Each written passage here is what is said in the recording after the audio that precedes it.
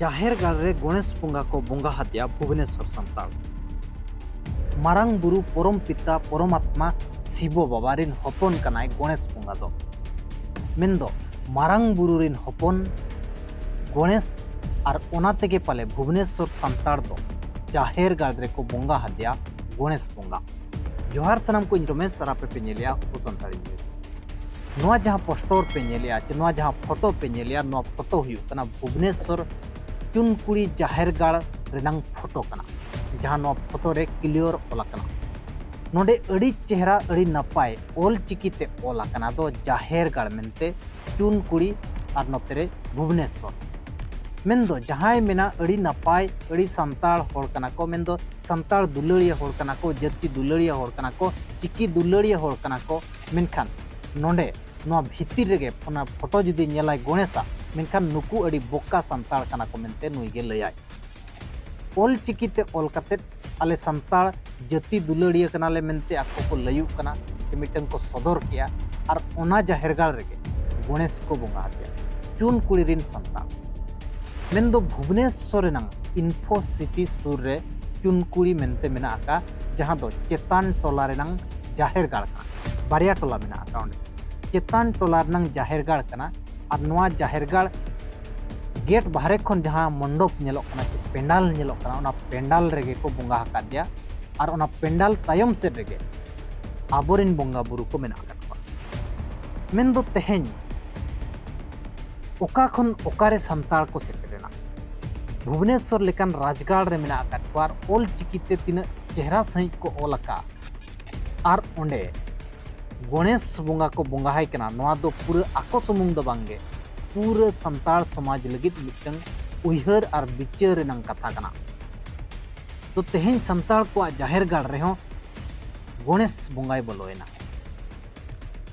उनका के तीन दिन मांग रे अब खबर बो नेल लिया जाहेर गाड़ रे के जगन्नाथ बंगाय बोलोक कान ताहे दो हर को बड़ाई गोद किया और को बंद किया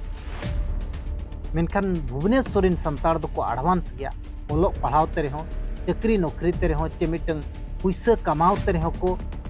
मांग धरा गया ओना तेगे उनको दो बंगा बुरु खन हो को मांगेना और गणेश बंगा हो को जाहेर गाड़ रे को बंगा हाय कना मेनदो ओका लेकान बाजार सान्ताल कना को नोडे खन ठिकायते ओल चिकीते चिकण चिकण ओल कतेत नाते हिंदू रेनांग बंगा बुरु जाहेर गाड़ रे को बंगाया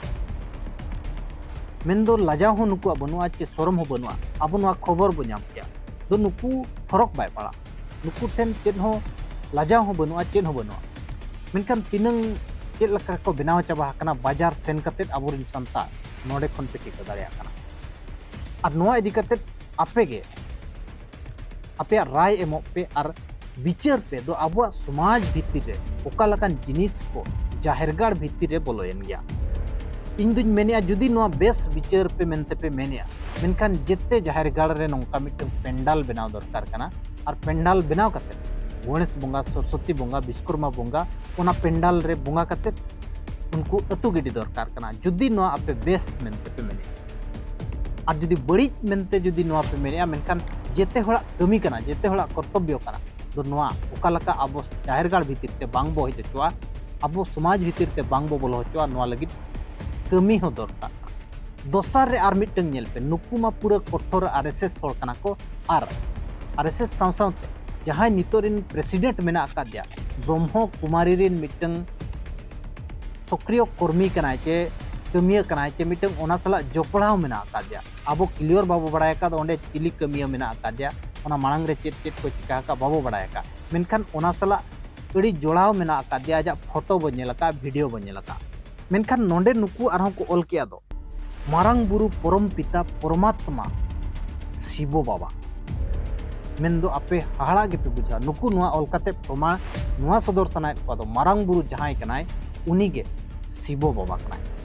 और ओना तेगे भुवनेश्वर सान्ताल दो मारांग बुरु रिन हपन गणेश मेन कते गे पाले जाहेर गाड़ रे दो को बंगा हाय कना नोंडे आको ठौका सही आको जोगाजोग नंबर को को ओलका नोंडे को ओल किया गीता ज्ञानो दाता लातार मेनदो एहब लाइन रे 89 बछर हुईना मारांग बुरु धरतीपुरी रे मनमी हपन को जुड़ुई एमा को कना मेनदो 89 বছর মারাং রেদো জুড়ু বাই এমাকো কান তাহেদো পালে যে 89 বছর রেগে মারাং বুরুই জানামেনা আর মানমি को জুড়ু এমাকো কানা যে 89 বছর মারাং রেদো মানমি को बाको ताहे मारांग बुरु जुलु एमाद को मानमी को मेन दो 89 बछर खन गे दिसम एहोबेना दिसम सिरजोनेना ओना खन गे मानमी को बेनायना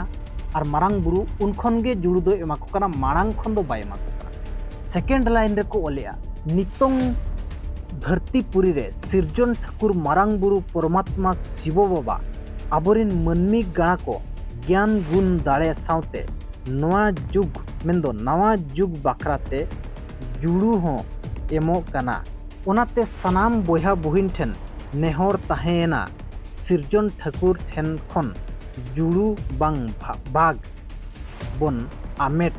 मा मेंदो ठाकुर ठेन खन जुड़ू बा भाग को आमेट होचो को लगित हर को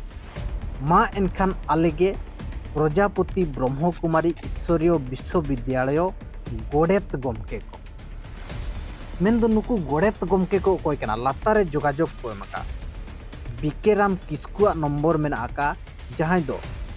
नोवारनी ओनोलिय कनाय पाले नोवारनी हेड कनाय मेनते आर नोडे जोगाजोग को एमिया जहां जहां रे नो ब्रह्मकुमारी ईश्वरीय विश्वविद्यालय मेना आका ओंडेना जोगाजोग नंबर को एमका ओंडेरिन गोडेत को पाले नंबर कना ओंडेरिन गोडेत को जहां को गोठा को हर मेंदो गोडेत तीनंग नो गोडेत दो मिटंग अब पारंपरिक भाषा माने शब्द को लगाव का पारंपरिक रोड को लगाव का रड़ को लगाव का गोडेत मेनखान नोडे दो को लइया मारांग बुरु दो शिव कनाय परमात्मा मारांग बुरु परम पिता परमात्मा शिव बाबा बाप रे बाप तीनंग संताड़ एडवांस सेना को तीनंग संताड़ मारांग सेट को लहायना निजोर अरिचली बगी कते निजोर बोंगा को लेवल लाडो कते परम पिता परमात्मा शिव बाबा ठेन को चलायना और उनीगे मारांग बुरु कनाय मेनते नोआ प्रमाण को लई मेंदो नुकुआ ओल तोल नेल कते गे पालेत भुवनेश्वर संतान हो मेने को मारांग बुरु गे तो शिव कनाय परमात्मा परम पिता कनाय नुईरिन हपन गे गणेश कनाय चेदा जाहेर गाड़ रे बाबा बोंगाया नोआ मेन कते गे पाले भुवनेश्वर संतान दो माने को बोंगा हाजे आबोरिन होड़ को नितोंग उकालका उयहर सेटेरेन गया नोआ आपे पे बड़ाय दाड़ेयाका जहां तिनंग ओल पढ़ाव ज्ञान सियानोक कना को मेनते मेने आबो इनंगे आबो अरिचली ठेन खन को सहा कना आबो बोंगा बुरु ठेन खन को सहा कना आर हिंदुआ बोंगा बुरु ठेन को दड़ मेसा कना ना हिंदू सेट को बनाव दाड़ेया कना ना आबो अरिचली भितिर को ताहे दाड़ेया कना ना हिंदुआ अरिचली भितर को सेन दाड़ेया कना ताला मालारे होड़ को बनाव कना नुकु जहां ओल पढ़ाव कते को ज्ञान सियानो कन होड़ को गे नोंकान होड़ को इदी कते आपे राय चेत ताहन कना कमेंट कते जरूर एमो पे और आपे को ठे नेहर ताहन कना चैनल बो सब्सक्राइब मा और जॉइन होबो जॉइन मा और वीडियो शेयर होबो शेयर मा ताकि होड़ को बड़ाय दाड़ेया दो आबोरिन तिनक गान संताड़ ओका लका को कमी कना